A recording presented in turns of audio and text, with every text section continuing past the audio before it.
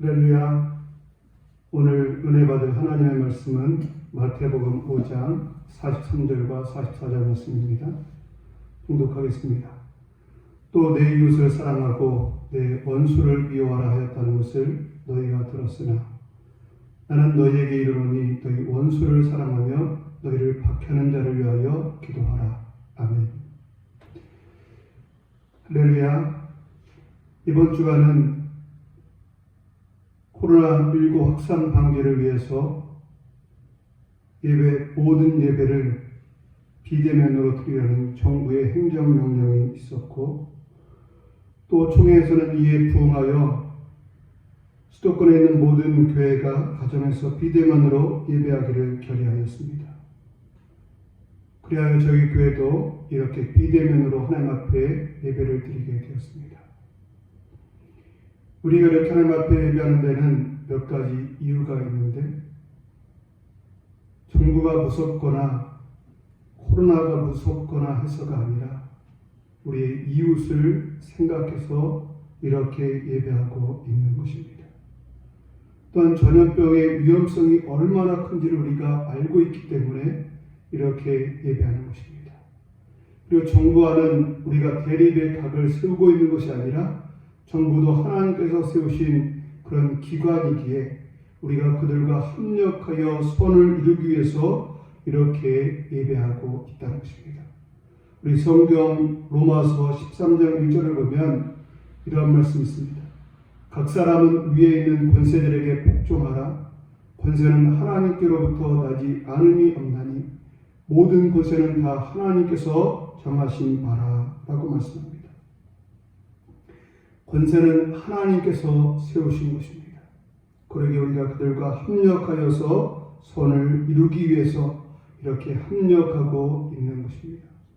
그리고 무엇보다도 우리가 이렇게 비대면으로 예배하는 것은 사랑 때문입니다. 성경 고린도전서 16장 14절을 보면 너희 모든 일을 사랑으로 행하라 라고 말씀하고 있습니다.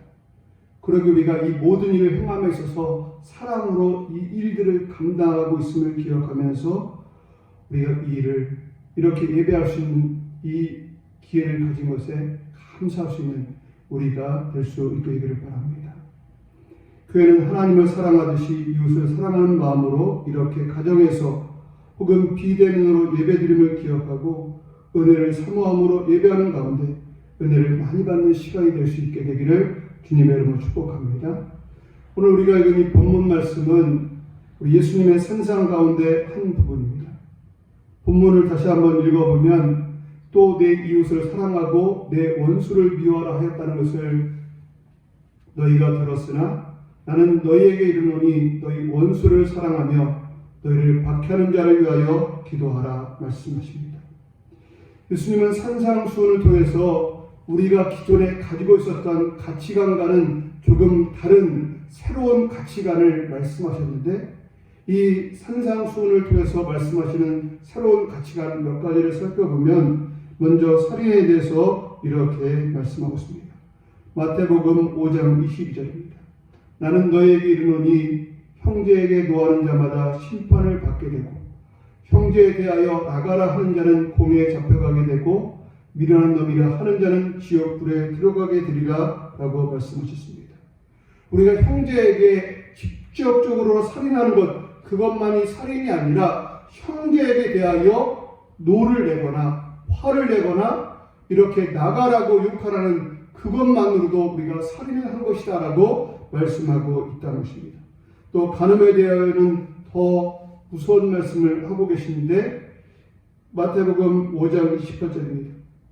나는 너에게 이르노니 음욕을 품고 여자를 보는 자마다 마음에 이미 간음하였느니라 라고 말씀합니다.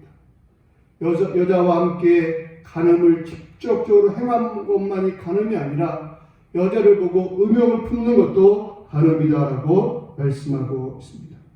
오늘 본문은 이처럼 우리가 기존에 가지고 있었던 가치관을 뒤엎는 새로운 말씀을 주고 있습니다. 본문을 다시 한번 읽어보면 이렇습니다. 또 네 이웃을 사랑하고 네 원수를 미워하라 하였다는 것을 너희가 들었으나 나는 너희에게 이르노니 너희 원수를 사랑하며 너희를 박해하는 자를 위하여 기도하라. 우리의 머릿속에는 이웃을 사랑하고 우리를 미워하는 사람, 그런 사람은 미워하는 것이 맞습니다. 이것을 다르게 말하면 눈은 눈으로 이는 이로 갚는 것, 그것이 옳은 생각입니다. 그러나 우리 예수님께서는 새 계명을 통해서 우리에게 말씀하시기를 원수를 사랑하며 너희를 미워하는 자, 박해하는 자까지도 위하여서 기도하라라고 이렇게 말씀하고 있다는 것입니다. 어떻게 이런 일이 가능할 수 있을까요? 누가복음 6장 35절을 보면 예수님께서 이렇게 말씀합니다. 오직 너희는 원수를 사랑하고 선대하며 아무것도 바라지 말고 꾸어주라. 그러면 너희 상이 클 것이요 또 지극히 높으신 이의 아들이 되리니 그는 은혜를 모르는 자와 악한 자에게도 인자하시니라 라고 말씀합니다. 우리 하나님은, 우리가 섬기고 있는 하나님은 인자하신 분이다 라고 말씀하고 있습니다. 그러면서 그 한 예를 들어 설명하시기를 마태복음 5장 45절에 보면 하나님이 그 해를 악인과 선인에게 비추시며 비를 의로운 자와 불의한 자에게 내려주십니다 라고 말씀하고 있습니다. 우리 하나님은 의로운 자와 또 불의한 자에게 이렇게 은혜롭고 자비하시다라고 말씀하고 있습니다. 예수님은 1만 달란트 빚진 자의 비유를 통해서 말씀하시기를 한 임금이 1만 달란트 빚진 자 하나가 있을 그때에 그가 갚을 것이 없자 그의 빚을 다 탕감해 줍니다. 그런데 이 종이 나가서 때마침 자신에게 100데나리온 빚진 사람을 만났는데 그 사람의 빚을 탕감해 주지 못하고 그 사람을 감옥에 가두고 그 사람을 이렇게 아주 박해하게 되는 것을 보게 됩니다. 이 사실을 안 임금이 어떻게 합니까? 그 1만 달란트 탕감해 주었던 자를 붙잡아서 그를 감옥에 가두게 되고요. 빚을 다 갚게 합니다. 그러면서 그에게 말씀하시기를 내가 너를 불쌍히 여김과 같이 너도 내 동료를 불쌍히 여기는 것이 마땅치 아니하냐라고 마가복음 18장에 말씀하고 있는 것을 보게 됩니다. 하나님은 우리를 불쌍히 여기셔서 우리를 죄에서 구원하시기 위해서 예수님을 세상에 보내셨습니다. 요한복음 3장 16절 너무너무 잘 아는 말씀이잖아요. 하나님이 세상을 이처럼 사랑하사 독생자를 주셨으니 이는 저를 믿는 자마다 멸망하지 않고 영생을 얻게 하려 하심이니라. 하나님이 우리를 사랑하셔서 독생자를 주시기까지 사랑하셨다는 것입니다. 그리고 그 예수님은 우리의 죄를 짊어지시고 십자가에서 피 흘려 죽어주셨다는 것입니다. 그리고 부활하셨습니다. 예수님께서 부활하신 이유를 로마서 4장 25절은 이렇게 설명하고 있습니다. 예수는 우리가 범죄한 것 때문에 내 주이 되고 또한 우리를 의롭다 하시기 위해서 살아나셨느니라. 예수님은 우리가 범죄한 것 때문에 십자가에서 피 흘려 죽으셨고 우리를 의롭다 하시기 위해서 부활하셨다라고 말씀하고 있습니다. 우리는 이와 같이 하나님의 은혜를 입은 사람들입니다. 그런데 우리가 우리에게 조그만 잘못을 행한 사람을 원수로 여기고 또 우리에게 조금만 힘든 일을 시키거나 우리를 괴롭게 하는 사람을 박해하는 자로 여겨서 그들을 미워한다면 이것은 있을 수 없다는 것입니다. 하나님이 기뻐하지 않는다는 것입니다. 예수님은 말씀하셨습니다. 마태복음 5장 46절 너희가 너희를 사랑하는 자를 사랑하면 무슨 상이 있으리요? 세리도 이와 같이 아니하느냐라고 말씀하셨습니다.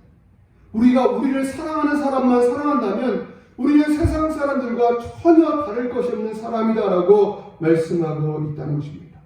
우리는 하나님의 사랑을 받은 사람입니다. 하나님의 은혜를 받은 사람입니다. 하나님의 은혜로 죄 용서함을 받았고 더하여서 하나님의 자녀가 되는 복을 받았습니다. 요한복음 1장 12절 잘 아는 말씀이잖아요. 영접하는 자 곧 그 이름을 믿는 자들에게는 하나님의 자녀가 되는 권세를 주셨으니라고 말씀하고 있습니다.